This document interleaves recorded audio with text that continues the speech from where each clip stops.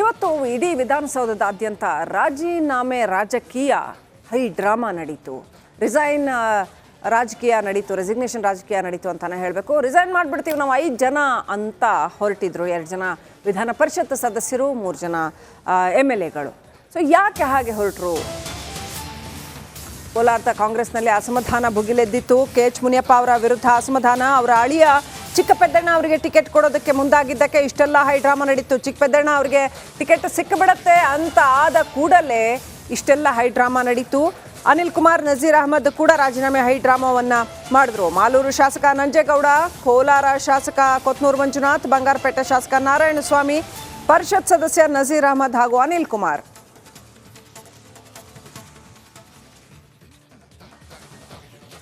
ನೋಡಿ, ಕೋಲಾರದಲ್ಲಿ ಈ ಒಂದು ಟಿಕೆಟ್ ಕೋಲಾಹಲ ಮುಂದುವರಿತು.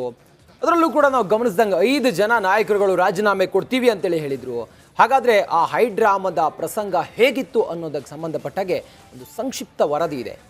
ಮೊದಲು ನೋಡೋಣ ಬನ್ನಿ.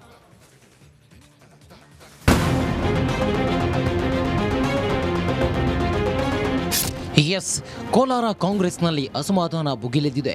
KH ಮುನಿಯಪ್ಪ ಅಳಿಯ ಚಿಕ್ಕಪೆದ್ದಣ್ಣಗೆ ಟಿಕೆಟ್ ನೀಡದಂತೆ ತೀವ್ರ ವಿರೋಧ ವ್ಯಕ್ತವಾಗಿದೆ. ಕೋಲಾರ 5 ಶಾಸಕರು ರಾಜೀನಾಮೆ ನೀಡಲು ಮುಂದಾಗಿದ್ರು. ವಿಧಾನಸೌಧದಲ್ಲಿ ಹೈಡ್ರಾಮವೇ ನಡೆದಿತ್ತು. ಮುನಿಯಪ್ಪ ಅವ್ರ ಕುಟುಂಬಕ್ಕೆ ಕೊಡಬಾರ್ದು ಅಷ್ಟೇ, ಅವ್ರ ಕುಟುಂಬಕ್ಕೆ ಕೊಡಬಾರ್ದು. ಅವರಿಂದ ನಾವು ಜಾಸ್ತಿ ಅನುಭವಿಸಿದೀವಿ, ಈಗಲೂ ಅನುಭವಿಸ್ತಾ ಇದೀವಿ ಅವರಿಂದ. ಏನಾಗಿದೆ ಸರ್? ಇಲ್ಲ, ಅದಾಗಿರೋದು ಎಲ್ಲರಿಗೂ ಗೊತ್ತಿದೆ. ಮುಂಚೆ 10 ವರ್ಷಗಳಿಂದ ಗೊತ್ತಿದೆ. ಆಮೇಲೆ ಹೇಳ್ತೀವಿ. ಆಮೇಲೆ KH ಮುನಿಯಪ್ಪ ಕುಟುಂಬಕ್ಕೆ ಟಿಕೆಟ್ ನೀಡದಂತೆ ಕೋಲಾರ ಕಾಂಗ್ರೆಸ್ ಶಾಸಕರು ಭಾರೀ ವಿರೋಧ ವ್ಯಕ್ತಪಡಿಸುತ್ತಿದ್ದಾರೆ.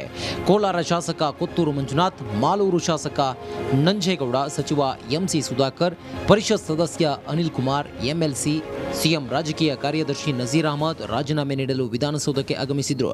ನಮ್ಮ ಅಭಿಪ್ರಾಯ ಕೇಳಿದ್ರು ಹೈಕಮಾಂಡು, ಲೋಕಸಭೆಗೆ ಯಾರಿಗೆ ಟಿಕೆಟ್ ಕೊಡಬೇಕು ಅಂತ. ನಾವೆಲ್ಲ ಶಾಸಕರುಗಳು ಕೂಡ ಗೆಲ್ಲೋ ರೀತಿಯಲ್ಲಿ ಕೋಲಾರ ಲೋಕಸಭಾ ಕ್ಷೇತ್ರ ಗೆಲ್ಲಿಸಬೇಕಾದ್ರೆ ಒಂದು ಸಾರಿ ಕಳ್ಕೊಂಡಿದ್ವಿ ನಾವು, ಮತ್ತೆ ಕಳ್ಕೊಳ್ಳೋದು ಬೇಡ ಅನ್ನೋ ರೀತಿಯಲ್ಲಿ ಎಲ್ಲ ಅಭಿಪ್ರಾಯ ಕೊಟ್ಟಿದ್ವಿ. ಆ ಅಭಿಪ್ರಾಯ ಬಿಟ್ಟು ಬೇರೆ ರೀತಿಯಲ್ಲಿ ತೀರ್ಮಾನ ತಗೊಳ್ತಾ ಇದ್ದಾರೆ. ಅದರಿಂದ ನಾವು ಬೇಜಾರು ಪಟ್ಟಿದ್ದೀವಿ. ನಾವು ಮಾಡಿದ್ದಾರೆ ಮಾತಾಡ್ತಾ ಇದ್ದೀವಿ. ಇನ್ನು ವಿಧಾನಸೌಧಕ್ಕೆ ಆಗಮಿಸುತ್ತಿದ್ದಂತೆ CM DCM ಕರೆ ಮಾಡಿ ರಾಜೀನಾಮೆ ಸಲ್ಲಿಸಿದಂತೆ ಸೂಚಿಸಿದ್ರು. ಮುಖ್ಯಮಂತ್ರಿಗಳು ಮತ್ತು ನಮ್ಮ ಪಕ್ಷದ ಅಧ್ಯಕ್ಷರು DCM ಆಗಿರ್ತಕ್ಕಂಥ ಶಿವಕುಮಾರ್ ಅವರು, ಇಲ್ಲ ನಾವು ಬರ್ತಾ ಇದ್ದೀವಿ, ನಾವು ಅವ್ರನ್ನ ಕರೆಸಿ ನಾವು ಮಾತಾಡ್ತೀವಿ, ನೀವು ಆತರ ಪಡಬೇಡಿ ಅಂತ ಹೇಳಿ ಅವರು ಸೂಚನೆ ಕೊಟ್ಟಿದ್ದಾರೆ. ಹೈಕಮಾಂಡ್ ಅವರು ಹೇಳಿದ್ದಾರೆ ಇದನ್ನ ಇದು ಮಾಡಬೇಡಿ ಅಂತಕ್ಕಂಥದ್ದು. ಅದನ್ನು ಕೂಡ ಈಗ ಅವ್ರು ಬಂದು, ಈಗ ನಾವು ಒಳಗಡೆ ಇದ್ದಾಗ ಬಂದು ಸುರೇಶ್ ಅವರು ನಮಗೆ ಮಾಹಿತಿ ಕೊಟ್ಟರು. ಆ ಒಂದು ಮಾತಿಗೆ ಹಿರಿಯರಿಗೆ ಗೌರವ ಕೊಟ್ಟು ಈಗ ನಾವು ಸ್ಪೀಕರ್ ಅವರು ಬರೋದು ಇನ್ನು ತಡ ಆಗೋದ್ರಿಂದ ಅವ್ರು ಏನು ಹೇಳ್ತಾರೆ ಅಂತ ನೋಡಿ ಮುಂದೆ ತೀರ್ಮಾನ. ಇನ್ನು ರಾಜೀನಾಮೆ ವಾರ್ನ್ ಬಗ್ಗೆ KH ಮುನಿಯಪ್ಪ ರಿಯಾಕ್ಟ್ ಮಾಡಿದ್ರು. ಕೋಲಾರ ಟಿಕೆಟ್ ಬಗ್ಗೆ ರಮೇಶ್ ಕುಮಾರ್ ಜೊತೆಯೂ ಚರ್ಚಿಸಿದ್ದೇವೆ ಅಂದ್ರು. ರಮೇಶ್ ಕುಮಾರ್ ಅವರು, ನಾವು ಎಲ್ಲ ಒಟ್ಟಿಗೆ ಇದ್ದೀವಿ, ಮಂತ್ರಿಗಳು ಇದ್ದೀವಿ, ನಾವೆಲ್ಲ ಒಟ್ಟಿಗೆ ಇದ್ದು ಈ ತೀರ್ಮಾನ ಆಗಿದೆ. ಅಭ್ಯರ್ಥಿ ಯಾರಾಗ್ಬೋದು, ನಾವೆಲ್ಲ ಒಟ್ಟಿಗೆ ಕೆಲಸ ಮಾಡಿ ಗೆಲ್ಲಿಸ್ತೀವಿ ಅನ್ನೋ ಮಾತನ್ನು ಮಾತಾಡಿದ್ದೀವಿ. ಅದರ ಮೇಲೆ ಅವ್ರು ಏನು ಹೇಳಿದ್ದಾರೆ ನನಗೆ ಗೊತ್ತಿಲ್ಲ. ನಾನು ಅಲ್ಲಿ ಮುಖ್ಯಮಂತ್ರಿಗಳ ಮತ್ತು ಪ್ರದೇಶ ಕಾಂಗ್ರೆಸ್ ಸಮಿತಿ ಅಧ್ಯಕ್ಷರ ಸಮ್ಮುಖದಲ್ಲಿ ನಡೆದ ವಿಷಯವನ್ನು ನಿಮ್ಮ ಮುಂದೆ ಇಟ್ಟಿದ್ದೀನಿ. ಶಾಸಕರ ರಾಜೀನಾಮೆಗೆ ಬೆದರಿದ ಹೈಕಮಾಂಡ್ ಸದ್ಯಕ್ಕೆ ಅಭ್ಯರ್ಥಿ ಘೋಷಣೆ ತಡೆ ನೀಡಿದೆ. ಇನ್ನು ಹೊರಟಿ ಸಮ್ಮುಖದಲ್ಲಿ ಬೈರತಿ ಸುರೇಶ್ ಮನವೊಲಿಕೆಗೆ ಯತ್ನಿಸಿದ್ರು.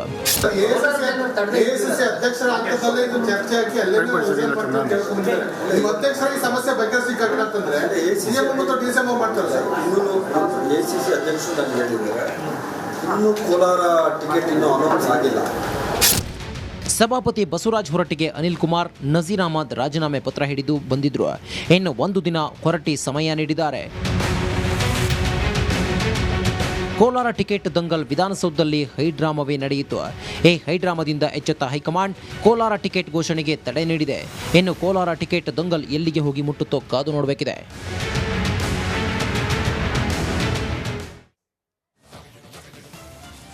ಟಿಕೆಟ್ ಸಿಗಲಿಲ್ಲ ಅನ್ನೋ ಅಸಮಾಧಾನ ಎಲ್ಲ ಕಡೆಗಳಲ್ಲೂ ಕೂಡ ಇತ್ತು. ಆದರೆ ಕೋಲಾರದಲ್ಲಿ ಮಾತ್ರ ಹೈಡ್ರಾಮಾ ಸೃಷ್ಟಿಯಾಗಿತ್ತು. ಬೇರೆಲ್ಲ ಕ್ಷೇತ್ರಗಳಿಗೆ ಹೋಲಿಸಿಕೊಂಡ್ರೆ ಒಂದು ಹಂತಕ್ಕೆ ಮುಂದಕ್ಕೆ ಹೋಗಿ ಇವರು ರಾಜೀನಾಮೆ ಪ್ರಸಂಗ, ಹೈಡ್ರಾಮಾ, ಮತ್ತೊಂದು ಎಲ್ಲ ಮಾಡಿದ್ರು. ರಾಜಕೀಯ ಹೈಡ್ರಾಮಾ ಮಾಡಿದ್ರು ವಿಧಾನಸೌಧದಲ್ಲಿ ಕೋಲಾರದ ನಾಯಕರುಗಳು. ಒಬ್ಬರಲ್ಲ ಇಬ್ಬರಲ್ಲ, ರೊಚ್ಚಿಗೆದ್ದದ್ದು 5 ಜನ ಶಾಸಕರು ವಿಧಾನಸೌಧಕ್ಕೆ ಬರ್ತಾರೆ, ರಾಜೀನಾಮೆ ಕೊಡ್ತೀವಿ ಅಂತ ಹೇಳ್ತಾರೆ. ಚಿಕ್ಕಪೆದ್ದಣ್ಣಗೆ ಟಿಕೆಟ್ ನೀಡ್ತಾ ಇದ್ದಂತೆ, ನೀಡೋದು ಪಕ್ಕ ಆಗ್ತಿದ್ದಂತೆ ಫುಲ್ ಅಲರ್ಟ್ ಆಗ್ತಾರೆ. ಹಾಗಾದ್ರೆ ವಿಧಾನಸೌಧಕ್ಕೆ ದುತ್ತಂತೇಳಿ ಓಡ್ ಬಂದು ಹೈಡ್ರಾಮಾ ಮಾಡಿ ಬಸವರಾಜ ಹೊರಟ್ಟಿಯವರನ್ನ ಭೇಟಿ ಮಾಡಿ ರಾಜೀನಾಮೆ ಪತ್ರವನ್ನು ಹಿಡ್ಕೊಂಡು ಬಂದಂತ ಆ ನಾಯಕರುಗಳು ಯಾರ್ಯಾರು ಅನ್ನೋದನ್ನ ಒಂದೊಂದಾಗಿ ನೋಡ್ತಾ ಹೋಗೋಣ ಬನ್ನಿ. ಮೊದಲಿಗೆ MC ಸುಧಾಕರ್ ಮಾನ್ಯ ಸಚಿವರಿವರು, ಚಿಂತಾಮಣಿಯ ಶಾಸಕರು. ಚಿಕ್ಕಪೆದಣ್ಣಗೆ ಟಿಕೆಟ್ ಸಿಗುತ್ತೆ ಅನ್ನೋದು ಪಕ್ಕ ಆಗ್ತಾ ಇದ್ದಂತೆ ರಾಜೀನಾಮೆ ಪ್ರಹಸನ ಮಾಡಿದ್ದು MC ಸುಧಾಕರ್. ಮತ್ತೊಬ್ರು ಕೋಲಾರ ಕೈನಲ್ಲಿ ಕೋಲಾಹಲಕ್ಕೆ ಕಾರಣ ಆಗಿರುವಂಥ ಮತ್ತೊಬ್ಬ ನಾಯಕ ನಂಜೇಗೌಡರು, ಮಾಲೂರು ಶಾಸಕರು.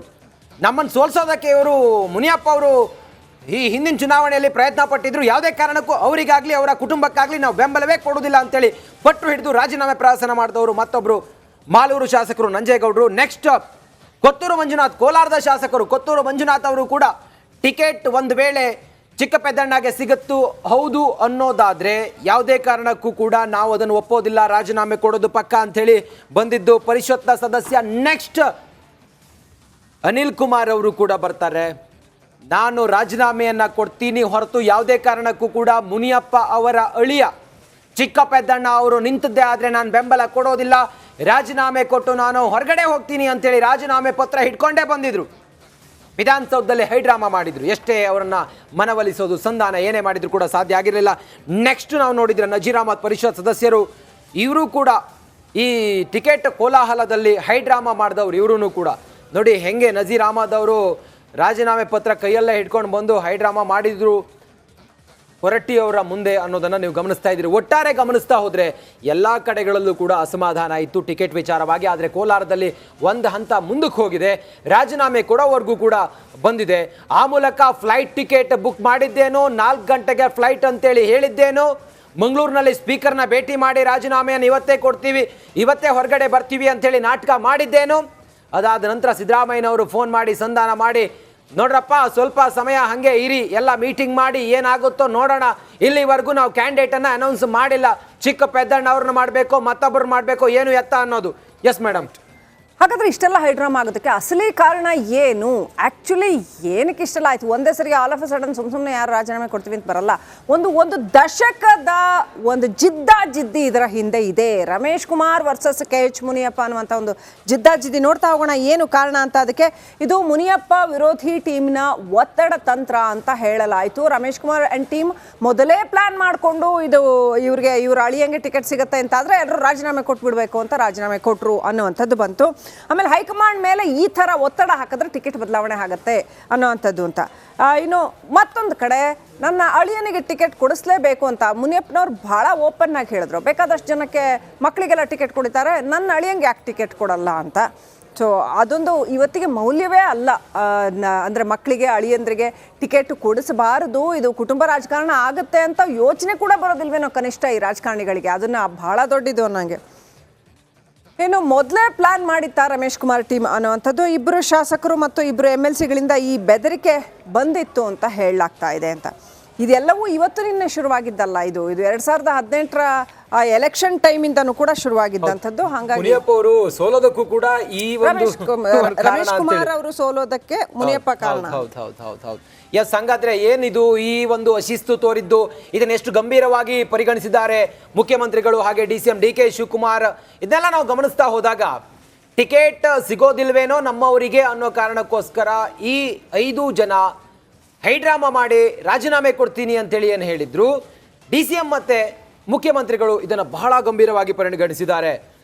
ಹೈಕಮಾಂಡ್ ಕೂಡ ಒಂದು ಹೊತ್ತಿಗೆ ವಿಲ ಅಂತೇಳಿ ಒದ್ದಾಡ್ತು. ಏನು ಮಾಡೋದಪ್ಪ ಈ ಅಸಮಾಧಾನ, ರಾಜೀನಾಮೆ ಕೊಟ್ಟೇ ಬಿಟ್ರು ಹೆಂಗೆ ಅನ್ನೋ ರೀತಿಯಲ್ಲಿ ಕೋಲಾರ ಕಾಂಗ್ರೆಸ್ ನಾಯಕರು ಹೈಡ್ರಾಮಾ ಮಾಡಿದ್ದು ಒಂದು ರೀತಿಯಲ್ಲಿ ಗಲಿಬಿಲಿ ಆಯಿತು. ಕಾಂಗ್ರೆಸ್ ಚಿಕ್ಕಪೆದ್ದಣ್ಣ ಅವರಿಗೆ ಟಿಕೆಟ್ ತಪ್ಪಿಸೋದು ಇವರು ಉದ್ದೇಶ ಆಗಿತ್ತು. ಮೇಡಮ್ ಹೇಳ್ತಾ ಇದ್ರು, ಚಿಕ್ಕಪೆದ್ದಣ್ಣ ಅವರಿಗೆ ಟಿಕೆಟ್ ತಪ್ಪಿಸಬೇಕು, ಹೈಕಮಾಂಡ್ ಮುಂದೆ ಪ್ರೆಷರ್ ಹಾಕಬೇಕು, ಒಂದು ರೀತಿಯಲ್ಲಿ ಎಲ್ಲವೂ ಕೂಡ ಸರಿ ಇಲ್ಲ ಅನ್ನೋದು.